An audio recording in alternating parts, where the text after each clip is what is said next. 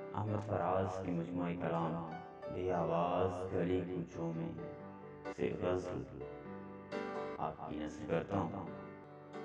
اپنی ہی آواز کو بیشک کان میں رکھنا، لیکن شہر کی خاموشی بھی دھیان میں رکھنا۔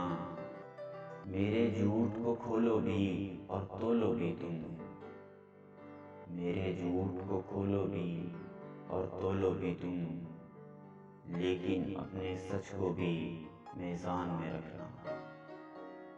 کل تاریخ یقیناً خود کو دہرائے گی، کل تاریخ یقیناً خود کو دہرائے گی۔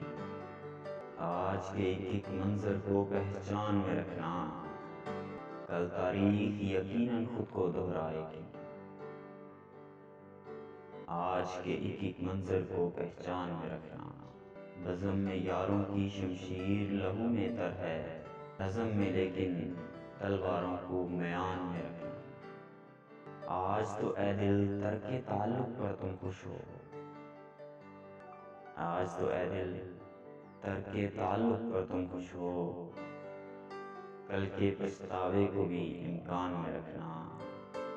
اس دریا کے آگے ایک سمندر بھی ہے، اس دریا کے آگے ایک سمندر بھی ہے، اور وہ بے ساحل ہے یہ بھی دھیان میں رکھنا۔ اس موسم میں گلدانوں کی رسم کہاں ہے،